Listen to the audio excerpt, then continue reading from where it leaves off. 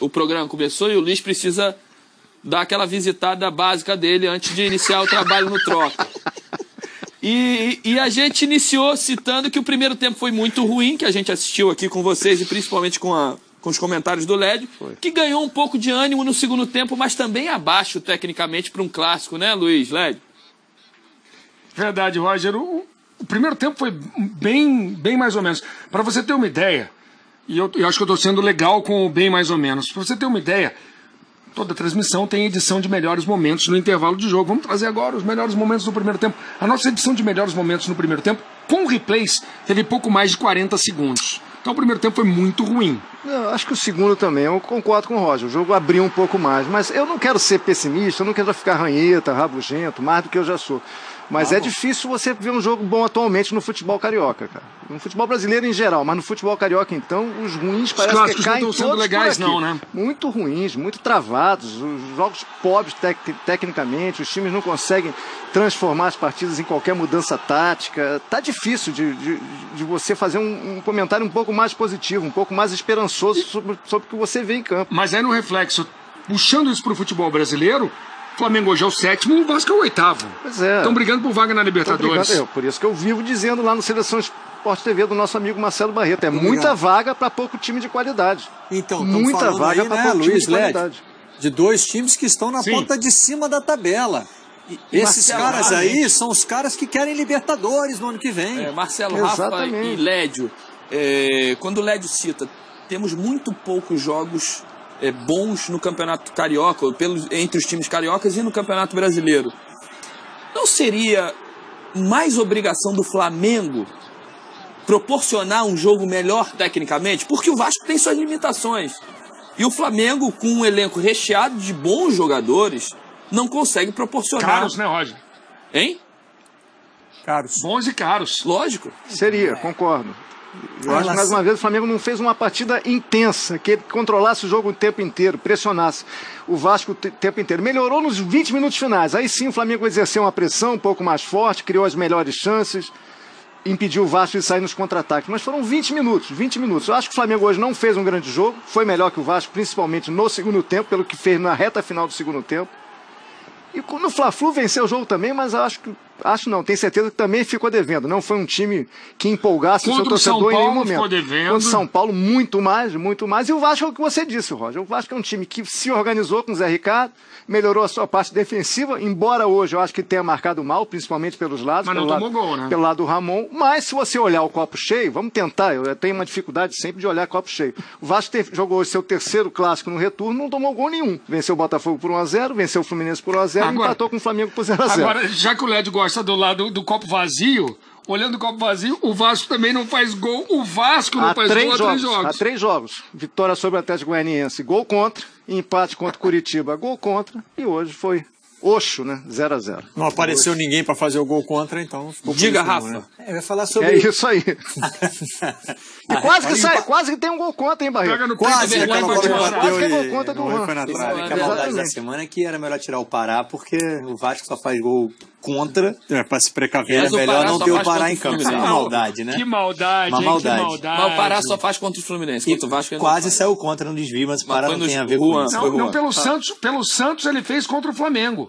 Verdade. Era um jogo Santos e Flamengo, ele fez um gol contra na Vila a favor do Flamengo. Exatamente. Eu ia falar sobre a relação perdão. Bom e caro. Os jogadores do Flamengo são mais caros do que bons. A equação não fecha de maneira tão perfeita assim. Diego é bom?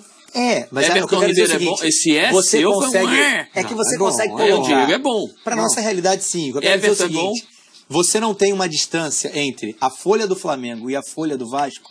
Ela não se reflete na distância real entre os jogadores do Flamengo e os jogadores do Vasco. Eu acho que reflete sim. E aí, a partir disso, eu acho que pode não refletir no que o Flamengo apresenta e no que o Vasco apresenta. A questão do planejamento, a questão de troca de comando no meio do campeonato, tudo isso aproxima ainda mais os trabalhos. Mas eu não acho que a distância seja real. Um time gasta 3 vezes mais dinheiro que o outro na temporada. Não tem um time 3 vezes melhor. Não é uma ciência exata, né? Não é uma matemática. Eu já falei isso com vocês no Seleção Sport TV. Sim. Não tem jogador disponível para isso. Sim. Jogador que os clubes brasileiros possam contratar. Na Europa, quando a gente fala da espanholização, fala de Real Madrid e Barcelona, estão os clubes mais ricos do mundo que contratam os melhores jogadores do mundo. Então você nivela lá por cima. É o melhor do melhor. Então se um cara vai contratar mais jogadores entre os melhores do mundo, ele vai fazer um time melhor do que o outro. Né? Você pega... os times europeus têm os melhores laterais do mundo, os melhores zagueiros do mundo. Não é só o cara que vai fazer o gol. Sim. Eles montam um time... Barreto, agora, no Brasil... No que o Flamengo hoje tem de caixa e pode gastar, não ele consegue. Pode ter o melhor time do Brasil. Não consegue. Mas a distância não é montada porque na individualidade. A distância aqui não te garante. Ela não te garante. O que o Flamengo precisaria... O que o Palmeiras, que é o time que tem dinheiro, precisaria. O Corinthians tem mais dinheiro porque usa tudo para pagar o estádio, para não pagar o estádio. Né? O que esses times precisam é montar um elenco inteligente. Um elenco com jogadores que se complementem. E aí não é uma ciência muito exata, né, Roger? Lógico. Você já viveu isso, você sabe. Mas a partir disso, é como se no futebol brasileiro, se a distância individual nunca vai ser essa, dos melhores estarem com você, ou você acredita no outro caminho, no trabalho, na sequência, planejamento, ou você não vai criar essa distância. Porque a individualidade não está 3 vezes acima do outro time que gasta menos. Porque ainda tem o custo Brasil nisso aí. O jogador, para vir para o Brasil, para jogar nos clubes brasileiros, ele custa mais caro.